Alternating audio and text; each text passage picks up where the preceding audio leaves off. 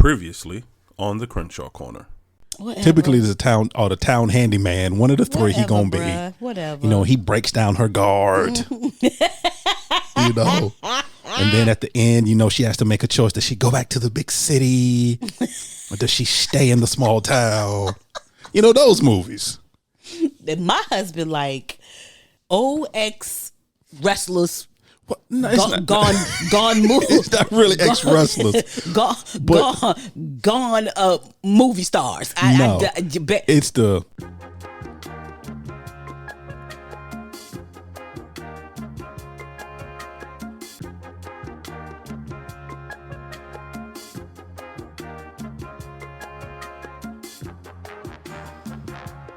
Well, hello there, family. What's up, guys? I didn't see you there. Hi. And welcome back to another episode of the Crenshaw Corner. I am your host, Sanchez Crenshaw, and as always, I am joined by the absolute best part of my day. Who, me? The apple of my eye. I am. The wind beneath my wings. He's lifted up, y'all. The rib that completes me. He's completed, guys. The Sally to my Harry. When Sally met Harry. There you go. There's no way you could have messed that one up. It's actually in the name. Well, actually, I could have, but I just recently didn't watch it, but you just saw something about it, or The Notebook, or something in that. Is that Tom Hanks? No. No, that's the Wasn't Tom bottle Hanks at all. something. That's the bottle something. Message in a Bottle? That wasn't Tom Hanks either. Okay, what's the one with Tom The Notebook Hanks? wasn't Tom Hanks either. No, I'm saying I saw some captures, bits and pieces of those things, and that remained. No, that was You've Got Mail and Sleepless in Seattle. Okay. That's what you're thinking of. But I still got the answer right. It don't matter. You did. Just give me credit. No, I give you credit. Just absolutely the wrong people. Whatever. That's all. What's going on, family? What is going on? I am Angela Crenshaw, guys. What is going on? That is my wife, family. I am. Family, that is my wife. Yes, but back to that because What's up? Talk to me. Whoa, bruh. What's going on? Because I kind of like put those pieces together off of the other pieces that I saw.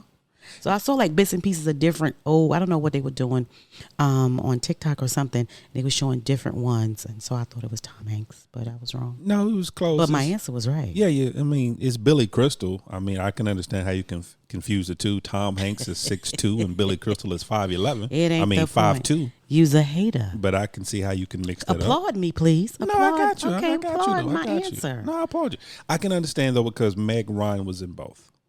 Okay. Because she was in Sleepless in Seattle and You Got Mail, but she played Sally in Harry when Harry met Sally. Then what you need to do, bro, is lead with that. Act like I'm just all over the place. Lead with that. Well, be like, you hey, are. man, you right. You because are all over the place. The female actor is in all of the ones that you just said. Yeah, but you didn't say her, though. You said Tom of, Hanks. Because I knew the facials. I don't know her name, Meg Ryan. Yeah, because Tom Hanks and Billy Crystal look exactly alike. Carry on with your housekeeping, please, I'm sir. saying, Thank you. you Hello. brought- hey, I had let it go. Forget it, guys. Forget let it go. Let it go. Go ahead, carry on. Family, we're so happy you're here. We are. We're glad you're listening. However you're Hi. listening, with whichever podcast avenue you've explored to get here, we thank you for being here. Thank you. If you're listening to us on YouTube, thank you. If you're on our own personal website at www.thecrenshawcorner.com, we thank you. Thank you. If you have emailed us at any time Thank you. at thecrenshawcorner@gmail.com, Thank you. we thank you. If you've visited our TikTok page and you've seen my wonderful wife giving out words of inspiration, we thank you. If you visit us on Instagram and you've seen some of our pictures, or if you liked, or if you commented, we thank you. Thank you. If you went to your grandmother's Facebook page, you saw us there, Thank you. we thank you there as well. If you've passed us along on iHeartRadio, any of those things, thank you. We thank you so thank you much. so much. Okay, so we changing it up because I just need to know. So was this a new way that we're doing things now? Yeah, I just felt like doing something different. Oh. I just felt like doing something different. The gratitude was amazing. Yeah, I just want to thank the people for listening. I want to thank the people for emailing us. I want to thank the people just for being here, just for listening. Yes. We've been doing this for 4 years. 4 years. 4 years 4 now? years, off and on. 4 years. Yeah, 4 years. So thank you guys for being a part of this and just hanging out with us and going along this journey with us. We appreciate you so much. thank For you. the people who are returning back, we appreciate you returners.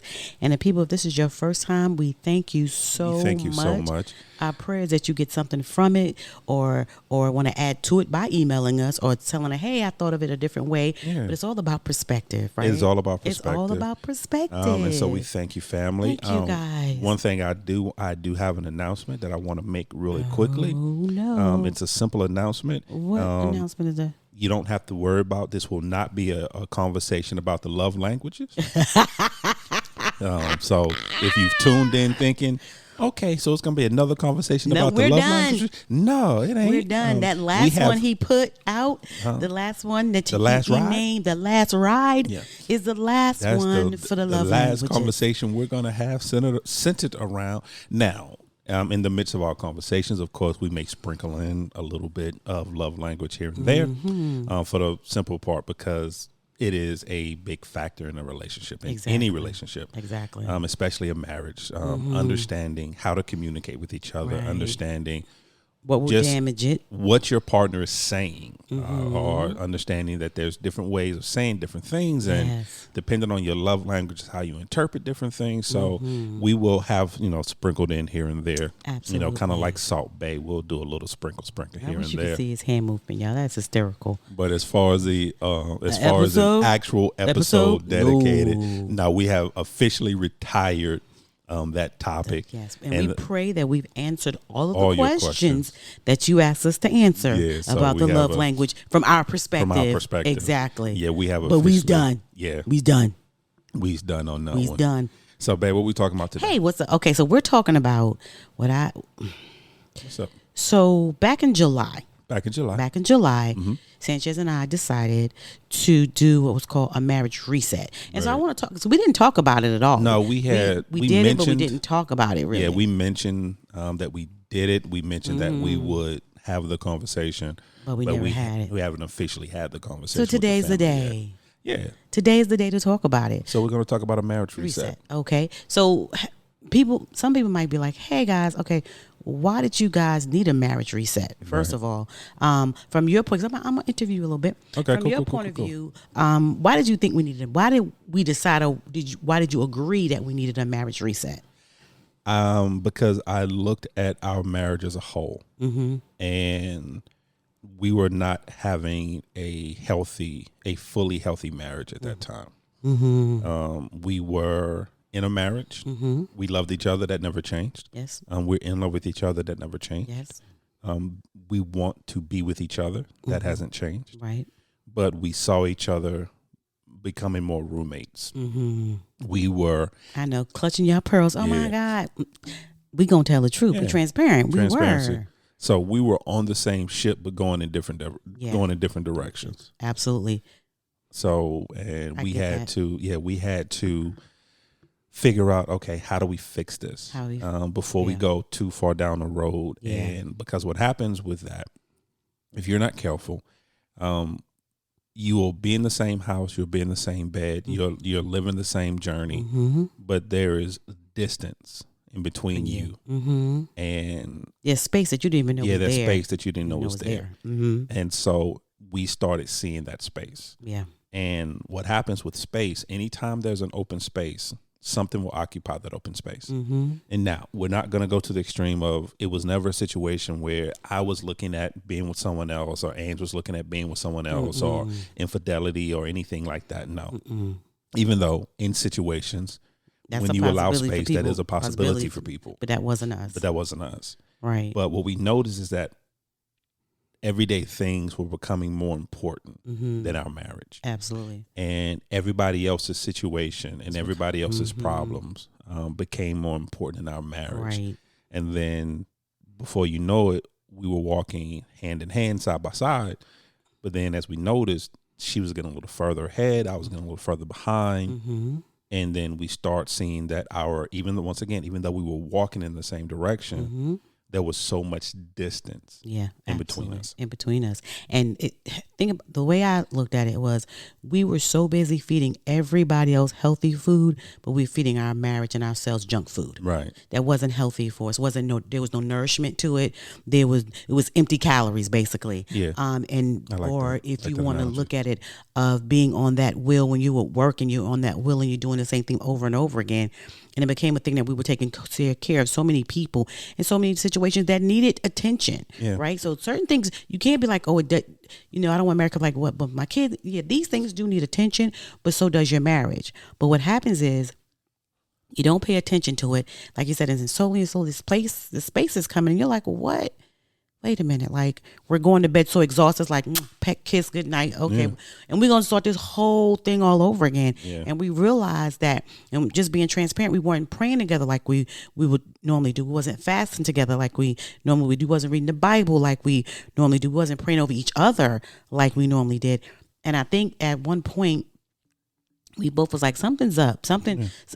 As Sanchez said, something's got to give. Yeah, everything. This is not working. Yeah, everything became very surface within our marriage, and that is very deadly. Anytime you're only dealing in surface, in any relationship, that is detrimental to that relationship, and that's very deadly and dangerous to that relationship, especially when you're dealing with a marriage. And I noticed that everything with us became very surface. We were having very surface conversations. How did you sleep? How you doing? How was your day? How's work? Did you pay the bills? Yeah, and it was really very surface, just the basic. We were not getting into in-depth conversations with each other. Yeah, we were not getting into in-depth feelings and what's your real feeling on this, and what's your real emotion on this, and where are you really with this, and those conversations we were not having. What's your number? Are you okay? And we talked about that before. Between the both of us, we got 100%, right? So within 100% of having to give ourselves, how much of where are you with it today? Are you at 75% of it? Are you at 50%? So I know how much more I got to give, or how much. So we were like, okay, but we stopped having those conversations and get into bed and just so exhausted and like, I love you, and just turn our back to each other and just going to sleep. Like, okay. Yeah. Love you. We're gonna try this again in the morning. And again, it was so those things that we're talking about might be like, is that so simple? That's not really. But for us, because you gotta remember, every couple is different, right? And so for us, that was a lot. For us, that was a lot for us. But it took a minute for them. We're not gonna be like, oh, we saw it the next week. No, it took a minute that we've realized, like, what in the world? Because we do understand that life be lifing. Yeah, life is lifing, right? But when if God is not in the total center of what you're doing, or you're somewhat, as Sanchez with the salt, drizzling a little bit of sprinkle a little bit of God on that, and you're not being as intimate as you with the Lord together, as well as with each other, and everything around you is much more important. It is dangerous. It is dangerous. Yeah. So we decided to do a marriage reset. Thank you very much. I'm about to say remix. Is it a remix? We did a remix. We remixed the marriage. No, we dropped a new beat. We did drop a new beat though. We did. Reset. So the first thing that we did is we went to the Bible app, and I really believe in my heart that the internet be listening. The internet be listening. Internet be listening, y'all. Because I went to the Bible app, and there I found a 31-day marriage reset. It says forming healthy habits to enrich your marriage. And so we decided for 31 days that we would do this Bible plan, as well as some other things to do to incorporate, so we get back to the center of where we're supposed to be, which is with each other, nourishing each other. And again, life is still going to life. So here's the thing. Nothing changed around us, but we changed. Yeah. And that made the difference. Because sometimes when you're resetting or you're doing something different, nothing around you changes, but you have to change. And that's where the change coming at. Yeah, because it's like when you go on that weight loss journey and you're trying to either gain or lose, because everyone's journey is different. Absolutely. Some people trying to bulk up, some people trying to lose. I'm the lose person over here. I'm not trying to bulk up. But what happens is that the situations around you, they don't change. And they don't stop. They don't stop. There's still fast food restaurants on every corner. There's still, when you walk into the supermarket, the cookies is in front of Harris Teeter waiting for you. They're still there. That your family still has to eat. This family still wants to eat certain things. Yeah. So it's not necessarily the environment around you that changes. It's your choices within that. But has then to it change. changed. Yes, sir. And your perspective and how you see things and how you handle things and the decisions that you make Right. has to change. Right. Because those are the only variables that you can control. Exactly. And so what we had to realize, and what one thing helped us realize doing a marital reset, is that the variables around us were not changing At all. We still had seasoned parents that required attention. We still had loved ones that are not quite in life where they need to be, but they're striving there, and they need assistance and they need help. Right. We still had bills that had to be paid. Regardless, we still had health issues that we still have to deal with and manage and work through. We still have jobs that require so much of our mental and time and attention. Those things didn't change. We still have people pulling us in multiple directions at one time. Those things did not change. So what had to change is the things that Ange and I could control. What could we control? Exactly. How we speak to each other. How we interact with each other. How the time that we spend with each other. What time, and is it quality time that we're spending, or is it just time? Because there's a difference. Because I can spend time with Ange, but not spend any real quality time with her. Absolutely. And so we had to change our thought process in the middle of it, and realize that even as we change, the environment around us may not. And honestly, it's not going to change. And being very careful, not letting the environment that's around us seep into our marriage, because when it does, your marriage you can become very frustrated, because if you're frustrated with your job and you let frustration seep into your marriage, it can happen.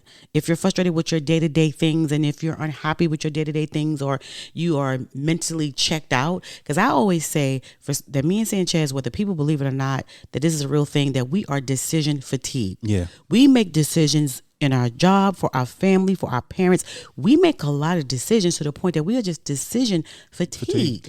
And so then by the time we talk to each other, I don't know, baby, I don't want to decide what we going to eat. I don't, I don't care. Right. Like little simple things like that. Okay. I know we're supposed to pray at 3. Let me lay down for a few minutes, right? Or something. So it'll seep into your marriage if you're not careful and you're not mindful and you're not vigilantly watching your marriage. And also, I'll say 2 things: protect your marriage and advocate for your marriage.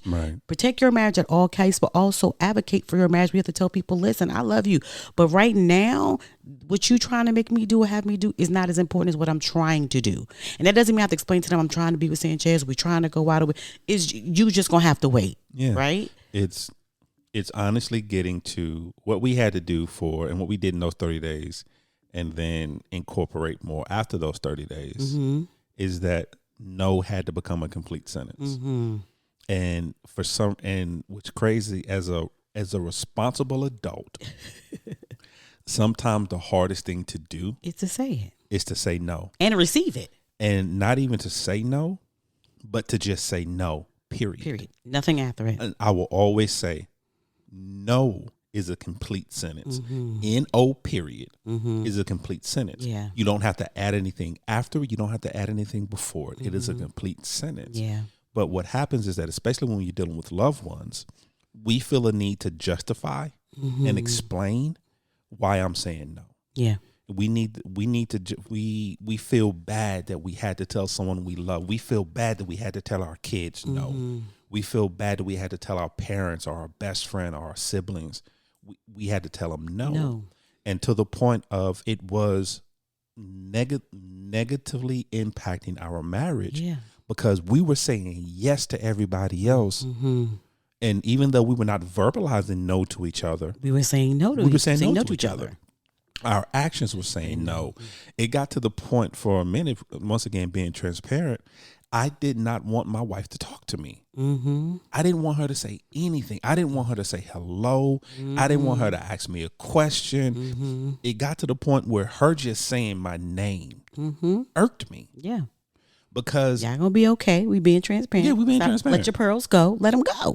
Because I knew that a question was coming. Or a situation was happening. Or a situation was coming. Yes, sir. And it was something as simple as, what do you want for dinner? Do you know how angry I became over that question of what do you want for dinner? And it got to the point like that simple question would cause an argument or cause a disagreement because of the way I would respond. Because I was so fatigued from everything else. I was so fatigued from having to figure out what to do with my job, and this person needs something, and I got 13 people talking to me in 19 different team channels, and everybody's situation is important, and everybody wants something now, and I got phone ringing off the hook. And every 5 minutes, Angie's phone is ringing to the point I wanted to break her phone. And change my number. And change her phone number. My wife has had the same phone number. We've been married for 25 years. So about 20 years, my wife has had the same phone number.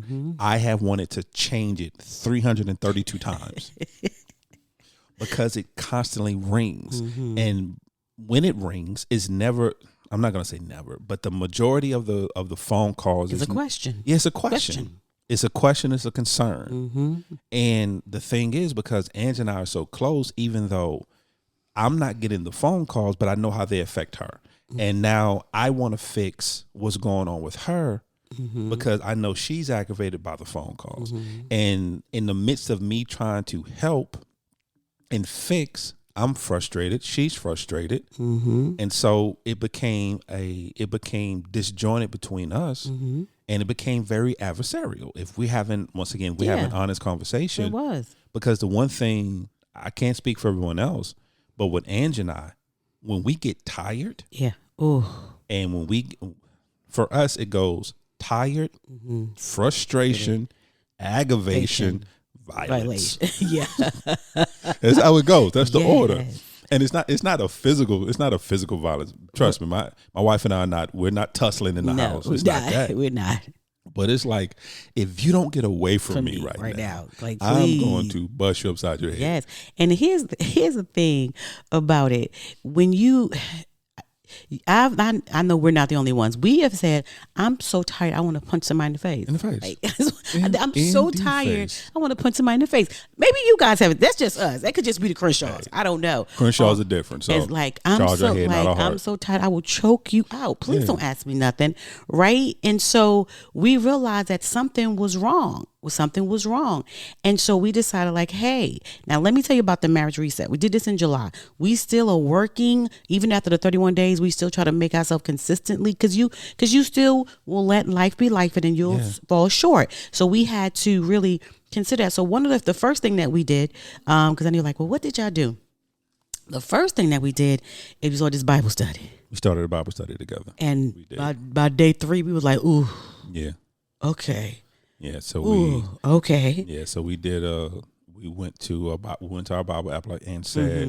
We picked a Bible plan, and it was daily devotion. Yep. It was a daily scripture, and then we would have honest conversations about how does that apply to us. Yes. Where do we see ourselves in this? What's going right? What's going wrong? Yeah. And then we would just have those honest conversations. Yeah. So that was the first thing. That was the first thing that we did. The second thing we did was like, okay, we got to go back to what we know. And that was praying together. Yeah. That was praying together. Before in the morning, we're going to pray together. And before we go to bed, we're going to pray together. And I think that it's not intentionally that it fell by the wayside, but it fell by the wayside. And we were like, no, this is not gonna work. Yeah. And so we decided to pray for each other individually and then corporately. And so again, in the morning we were praying, and in the evening that we were praying, and also doing the Bible study at the same time as well, and having those conversations. And then we decided, as we did that, we was like, it was almost like when you're thirsty and you drink some water and you feel quenched, like, my body, this is what my body's been needing and missing. Not the junk food, not the junk, but something that's going to really, really, really satisfy me in that area if I'm thirsty. Does that make sense? Yeah, it makes sense. Right? But also in the midst of it, we realized that we became very arrogant in the midst of what was going on. And the reason I say that is that we assumed that God would not take his hand off us.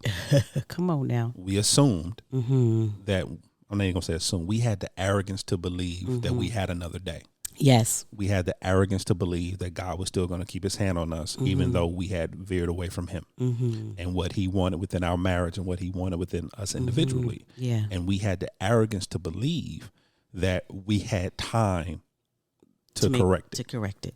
Yeah, and walking in that belief is arrogance, because no one is promised another moment, not nevertheless another day. Right. So, and everything else became more important. Right. And everything else became more, we gave more energy to everything else instead of giving energy to God, giving energy to our relationship, giving energy, rededicating something that he gave to us. And That was a gift. That was a gift to us. Right. Because I don't know how anybody else feels about it, but my wife is a gift to me. Because God could have gave her to anyone else.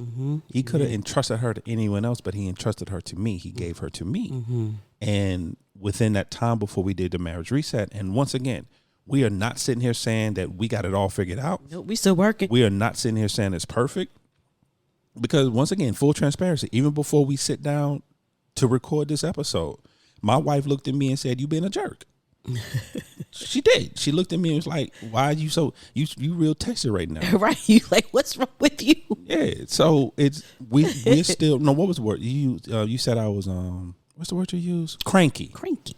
She said I'm real cranky. But it all equated to the same. Let me. Let me sip my tea. Go ahead. Carry on. So she was saying, check your levels.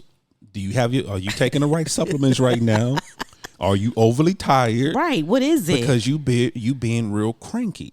And I equate that reason why to the marriage reset, because before we would just go through the motions. We wouldn't check each other at all. Like because we were too tired to check anything about anything, right? Because we were running. So for us both to sit here and be like, hey, check your levels. What's up with you? You cranky? No, sir. We not, because we don't want to keep getting caught up in that circle. So if we can nip it in the bud, let's nip it. What's the problem with you? Yeah, absolutely. And then another thing we did, so we got back to the basics. So for us, the basic once again is prayer, is fasting, is meditation, is reading the Bible. That's our basic. So we always suggest with any marriage, what is your baseline? What is your basic? What's your foundation? What is your foundation? And if you find yourself in a struggle, if you find yourself in a rut, if you find yourself becoming distant with each other, then you go back to your basic. Right. Go back to the foundation of your marriage and start reworking it back from there. Absolutely. So another thing for us is that we found out there were things that were not important that was interfering with our relationship. Right. And it was social media. Yeah. We spent a lot of time, it was because, well, speaking for myself, I'll let Ann speak for herself. But for me, I spent so much time thinking for her. Well, not for her, but thinking for our marriage and thinking for situations we're going on and what needs to be done. Because one thing the Crenshaws always say is that we're result people. Yeah. We don't want to deal in the problem. What's the answer? Yeah, you can tell us, but now what are we about to do about this? Yeah, but how are we going to fix it? Exactly. And so we're fixing things for ourselves. We're fixing things for our marriage. We're fixing things for other people. She's fixing things on her job. I'm fixing things on my job. And so by the time at the end of the day, like she said, I'm decision fatigued. Yeah. I don't want to have another thought. Right. So I would numb myself. So I would go into social media and then I would find myself scrolling on social media, going down the TikTok rabbit hole and being there for hours. Yeah. And you too. Don't be looking at that. Y'all too. I'm not the only one. Come on now. I'm not the only one that does that. Yes. And then realizing, okay, now by the time I've done this, it's 1 or 2 o'clock in the morning. It's 1 or 2 o'clock in the morning. And just sleep. Yeah. That time I could have spent with her. I could have spent that time talking to her or just being with her, watching something, finding something to watch on TV, or just having or reading or doing something with her. Yeah. And so what we had to do, so we eliminated that. Yes. So for those 30 days, so we did our devotion every day, but we took a sabbatical from social media. Yeah. I had to as well because when I'm on social media, I am looking for ways to redo the house. Sandra tell you, if I'm frustrated, aggravated, I will clean. Y'all, I'm a cleaner when I'm frustrated or aggravated, or I just need some time. I will clean. I will go clean out the garage. I don't care what it is. And so I would go look for inspirations for the bedroom and inspirations for another room and inspiration how you do the garage and all this inspiration. Again, like him, just numbing myself because I just did not feel like making any other decisions. And so this for me was just what I thought was, giving me my creative juices. Get my creative juices. I can really get the house looking better for the holiday. Now, understanding that still is a numbing and that still was a distraction. So we definitely knew that we had to take social media out of the way. Now, here's the thing. Social media is always going to be there. Right. But again, it wasn't social media changing. It was us changing how we operated with social media. So that was the next thing. And here's the thing. Social media in itself is not necessarily a bad thing. Mm-hmm. There are things in this world that are by nature are not necessarily bad things, mm-hmm. but they can be bad for you. Yes. You can overdo it. You can, mm-hmm. right. And for us, social media itself in a whole is not necessarily a bad thing. Mm-mm. There's a lot of great things on social media. There's a learn so much. Yeah, there's a lot of people that's actually out there trying to help and trying to entertain mm-hmm. and trying to deliver knowledge. And of course, with any good, there's bad, of course. But that's anything in life. But for us, it was the consumption of it. It became bad for our relationship because we spent more time in that reality.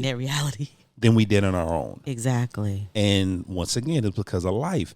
And the reason we keep coming back to that is because we're not naive and we're not dumb. Mm-hmm. We know that there are people in this world, there are people who are listening to us right now, who are going through real big boy and big girl life situations. Absolutely. You are going through situations where you're having to make decisions legitimately about life and death. Mm-hmm. You're having to make decisions about okay, if I feed my kid tonight, mm-hmm. I can't eat tonight. Right. You're having to make decisions. You're having, well, I got these 3 bills due right now. Right. Exactly. And I can only pay one of them. Yeah. Which one is more important? You have to make a decision. Oh, okay. Mm-hmm. I just got this report from the doctor. This is what I'm dealing with. Yeah. This is what my family's dealing with. Where do we go from here? Absolutely. So we're not naive to it. Right. But within that, we had to figure out a way because we realized those situations are always going to come. Right. And there has to be a balance. It has to be a balance because once that situation is taken care of, another one's coming. Another one is coming. Yes, sir. As long as you're living and breathing. Yeah, that was I believe it was Bishop Davis. I want to quote him correctly, or I want to attribute this to the right person. But in the midst of my life, I heard a saying that you're always in 3 stages. Mm-hmm. You're either going through a storm, mm-hmm. coming out of a storm, or you're about to enter a storm. Yeah, or in the storm. Yeah. So there's always 3. So once again, you're either in the storm, mm-hmm. you're coming out of the storm, or you're waiting to go into the storm. Mm-hmm. But the storm is always going to come. Coming.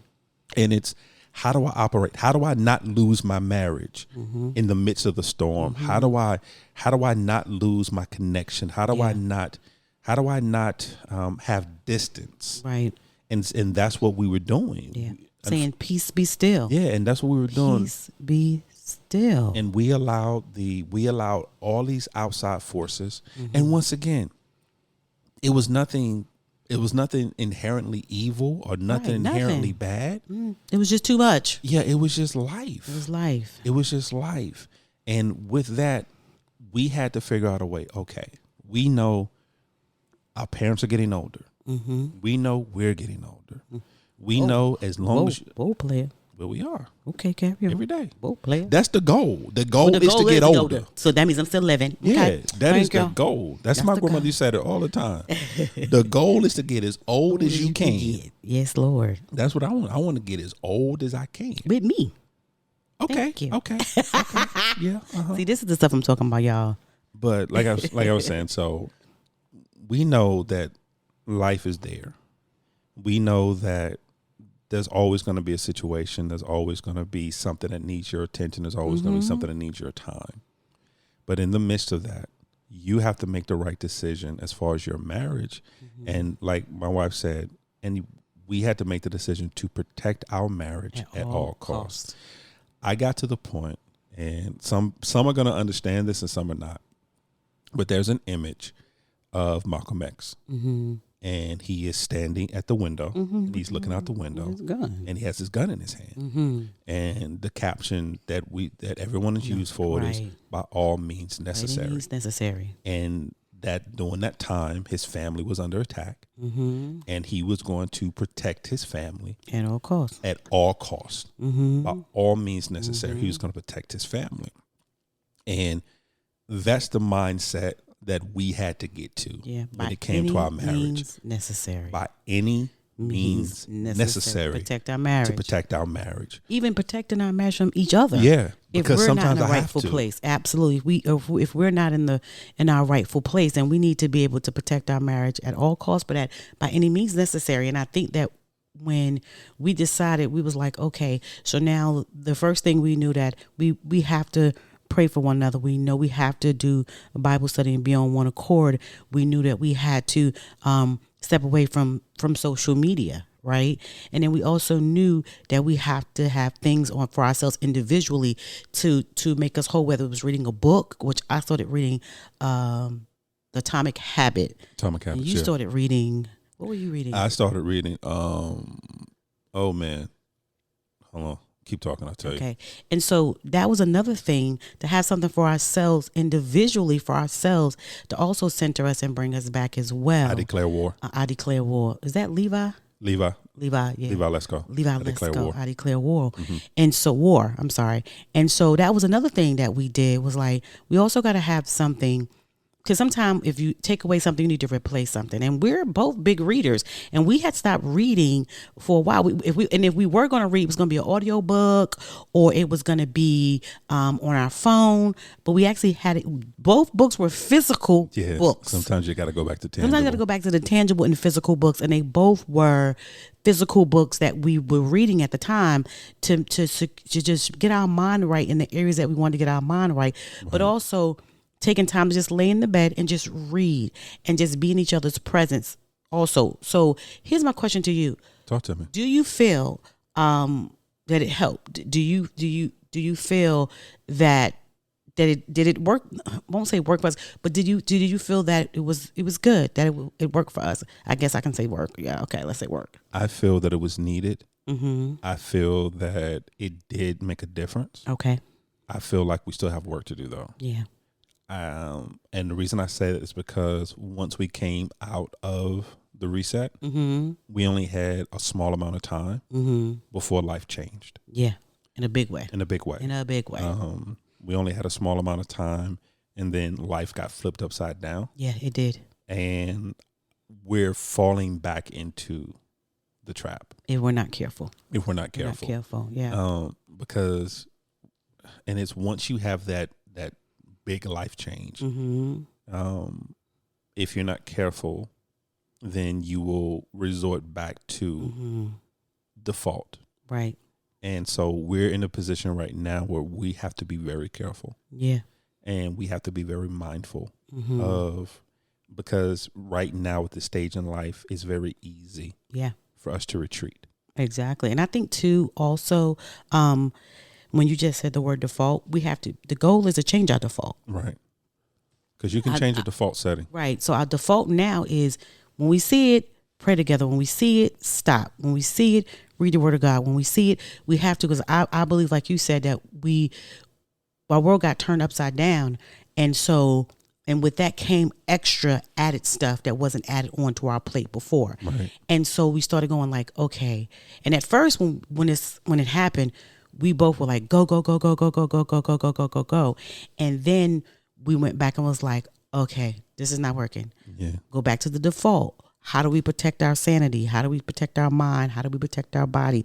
And in the middle of doing this new thing that we're doing, and more so meeting you, to be honest, I think that I kind of like just went full throttle. Didn't even consider anything until my body was like, hey girl, hey, You got to stop. you got to stop. Until my friends was like, hey girl, hey, you got to stop. Until my husband was like, hey.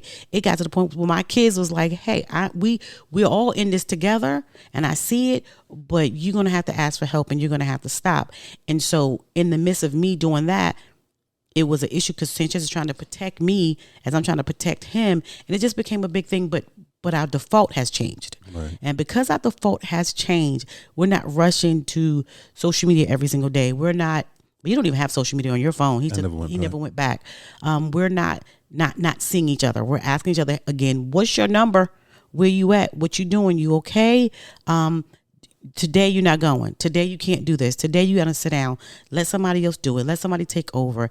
And I think that for me was a blessing, even though I kind of like went full throttle. You kind of like sat back and was like, we're not gonna go back to this again. I'm gonna watch you a little bit, but then I'm gonna have to stop you from doing it. So I was thankful that our default has changed. Do you agree or disagree? No, I agree. I think it has changed. We are doing better, but I still think there's room for improvement. Always. I still think we have to strive for something different. Yeah.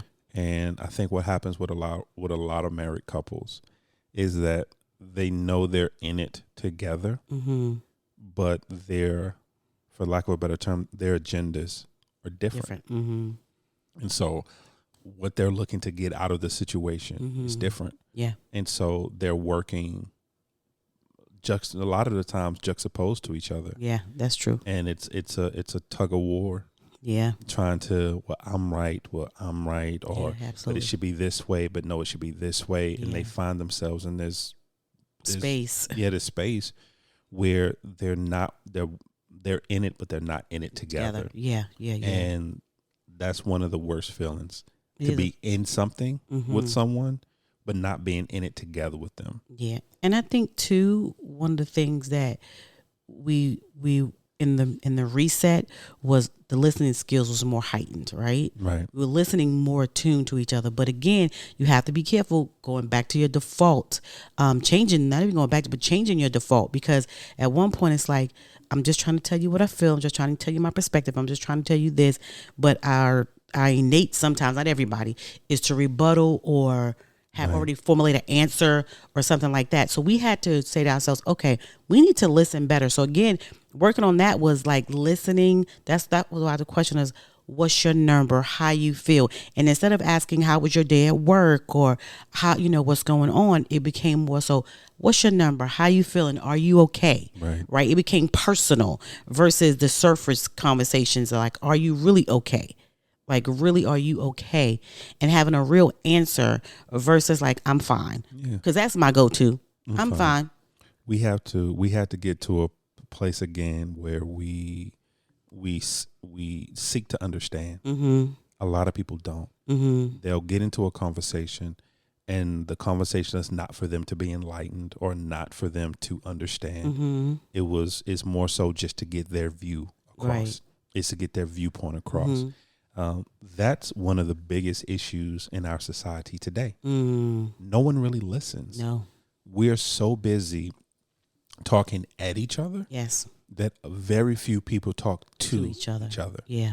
And we find that in marriages all the time. Yeah. One things that we are blessed to be able to do is that we are blessed to be surrounded by a lot of married couples. That will check us. Yeah. But not even so much as will check us, but that's part of it too. I'm just saying that they will check us though.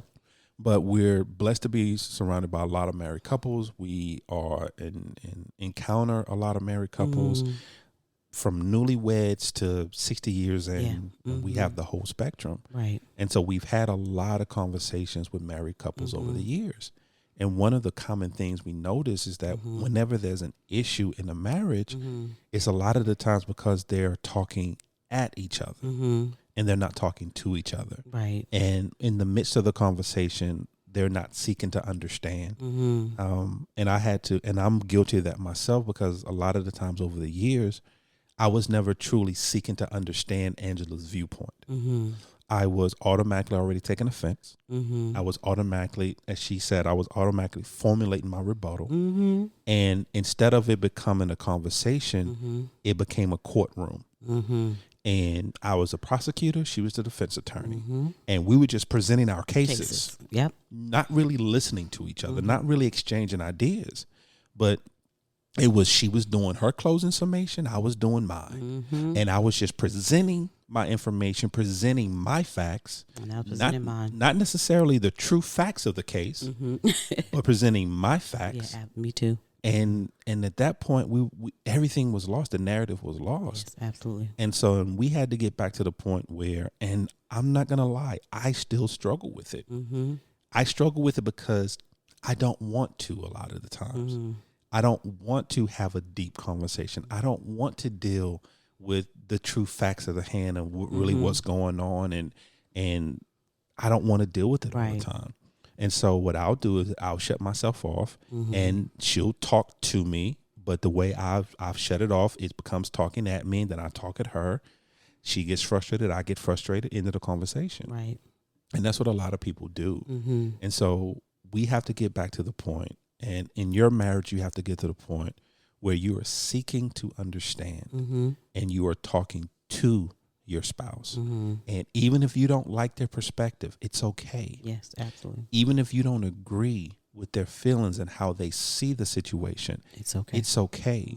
Respectfully agree to disagree And work together. and work together. And I think too, your default page or can always be customized. Right. And I think people think, like, for a long time, I do not know why, but on my computer, I just left that little background. The default background. With because on our computer it's like a lake or something. It's not a lake. It's like the sea or something. Right. The blue skies and the water. Yeah. That's it. And I never changed. I never even thought about it. I mean, it was like, okay, it's there. And then one day, my daughter, she showed me something on her. She was like, look what I did. And she had took her background and she had made it a calendar, which showed everything that she needed to do for the month. And whatever month it was, she had a picture for the month, whether it was summer, spring, fall, whether it was November, December, January, whatever. She had a picture associated with that and what was going on. And then she had dates and her schedule. And I was like, wait, girl, how you do that? She was like, oh, that's easy. Let me show you. And she did 1, 2, 3. And so that is my default. So I know my schedule at work. Right. I know what I'm supposed to be doing. And it works for me. And the reason why I'm saying it, because sometimes you can just customize your default, leave the default alone and customize your page, your foundation to you and your marriage. Right. That you can go to it and glance at it and be like, am I here? Did I do this, and check it and make sure that you're on one accord. Yeah. You're right. And so, but we have a tendency sometimes, because we've been in this default for such a long time, we just leave it there. Like, it's okay. It works for us. But in actuality, it doesn't. It doesn't. And you got to ask the question, does it really work? Yeah. So here's my question to you. Talk to me, babe. The way we were doing things before, did it really work? No. Were we? It didn't got work. one part. I'm sorry. And were we putting in the full? We've always put in effort, right? But these last, I think, year and a half, because the stuff's not really happening these last 2 years. The last 2 years, have we really put in the work, and has it really worked? And have we put in full effort? Basically, we put in. What we were doing is that, and I know we do a lot of analogies on this program, family. So we gave our plant just enough water to survive, not to flourish, and not to grow. 2 ice cubes. Yeah, we gave it just enough water and substance to survive. Right. To say it's alive. Right. To look at it and be like, okay, but it's still living. It's viable. It's doing something. It's viable. It's living. It's doing something. It hasn't produced any fruit like it should. A leaf ain't fell. Yeah. It hasn't. Now that's the key. It hasn't produced the fruit that it should, because. And I didn't mean to cut you off, but when you said that, I had to say this, because your marriage, no matter how long you've been married, should continue to produce fruit in all areas of it. And it don't mean at the same time, but that you should see some fruit of your labor. But I just wanted to say that, because I just thought about that when you said it. But so we were giving it just enough to survive. We were not flourishing. Our marriage was not flourishing. If you, from the outside looking in, be like, they have a good marriage, right? But when you pull back the layers and really looked at it, and everything that was going on, we were just surviving. Yeah, we were just surviving. Right. We allowed outside forces to interfere. Yeah. To the point that our marriage was dying. Yeah, and we didn't protect it. And we didn't protect it. We didn't protect it, and then we didn't put boundaries on it. Yeah, we didn't. And what we did also, and I'm gonna go back to this, and family, this is intended for you. So if I hurt someone's feelings, then so be it. But we got really arrogant within our marriage as well. Yeah. and we took each other for granted. Oh, it's okay. He'll still be there. Yeah, I became arrogant that you'll love me no matter what I do. You'll love me. Right. No matter what I say, no matter how I act, no matter how I shut you down, no matter how I respond, whether you come at me gentle and I come at you rough, no matter. You love me. You love me. Right. You'll be mad at me for a few minutes, but you'll get over it. We'll Right. be okay. And taking you for granted that you'll still be here after that, or Right. not even so much as leave, but our relationship will still be the same. Right. That you'll still interact with me Right. the same way, even though I'm behaving this way. Right. And so I had the arrogance to believe that you wouldn't change. And I took you for granted to believe Right. that you would still treat me and love me the same Right. way, No matter how you treat. no matter how I act. No matter our actions. Right. And I think there's a lot of couples now that are in that place Yeah. where they're so arrogant in their relationship Right. that they feel no matter what they do, Yeah. will survive and will be okay. Because he loves me. Because he loves She me. loves me. So I can. They know my heart. They know who Yeah. I am. So as my grandmother say, I can give them my behind the kiss. Oh, my mama said that too. I can treat you any kind of way. I can say whatever I want to say. I can be mean. I can overlook your feelings. I can Right. invalidate your feelings. I Right. can look down upon you. And you're still going to love me. Right. And we're still going to be okay. And We're then still gonna be Angela Sanchez. yeah. Right. And then I take for granted that no matter how I respond to you, you're always going to still cherish me and love me, Not look at you differently. not look at me different, Right. and not realizing that every time I react to you that way, it changes our dynamic. Yeah, it takes a chip. It takes a It takes a out. chip. Yeah. Every time that I'm cranky, or every time that I'm mean, or every time I give an inappropriate response to what's going on, that changes our dynamic. Yeah. That takes that if you're not careful, you will never get back. Yeah. Or if you're able to get it back, it's going to take so much work and time just to get back to where you started from. Right. We talked about it. We talked about it off air. So I had a position one time. I had a job that I was at for years. I had worked up to becoming a senior leadership within that company. You did. And I spent time and gave my all and worked, and I was doing everything I could. I was leaving my house at 1:00 in the morning to go fix a problem. Yes. You know, I would leave on a Monday, and I wouldn't come home till a Wednesday or Thursday, dealing with things there. And then there was some leadership changes, and then one day on my day off, they came to me and said, And it was my this day is no off. exaggeration, guys. On his day off, they My day called him off. for a meeting. call me for a meeting on my day off. And they said, some changes are coming. They said, we value you. We want you here. Yes. But you're going to take this pay cut, and you're going to be demoted to this position. And they expected me to say yes. Well, I said no. I said, I'm not doing that. And when I said no, they looked at me crazy. And so on my exit interview, they were like, well, we're still confused on why you said no. And I explained to them, I said, you have to understand that what you just done, you've removed any opportunity for me to grow within this company. Exactly. So now all the hard work I would have to do just to get back to Where I was. where I was already at. Right.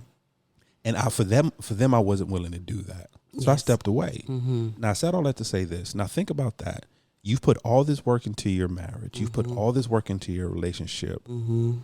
Now, because of your attitude, because your behavior, because your perspective, now within your relationship has been demoted. Oof.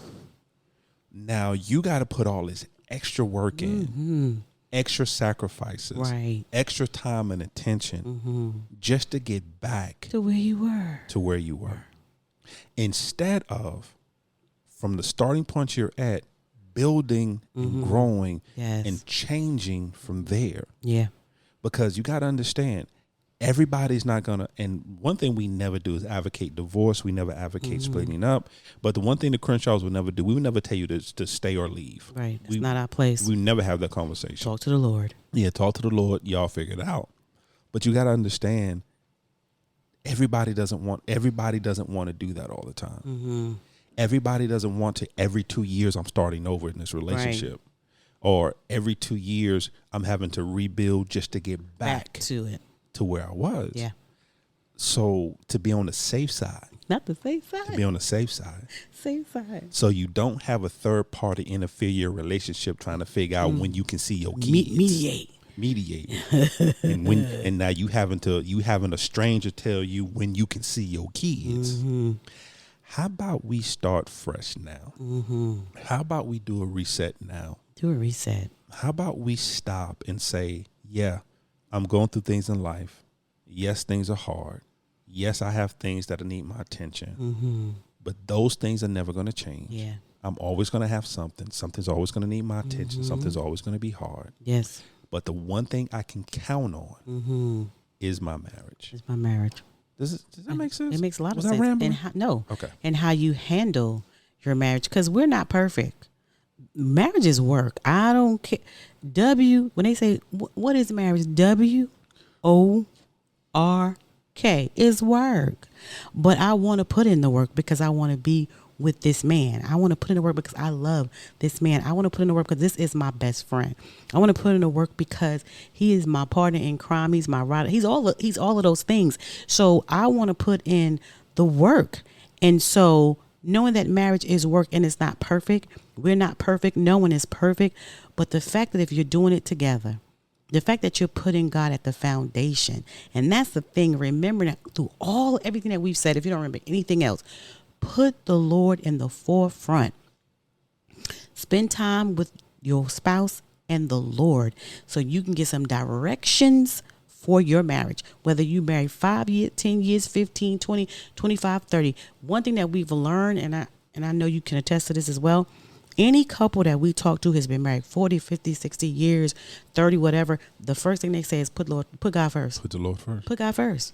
Put him first. Let him order your steps. Get direction.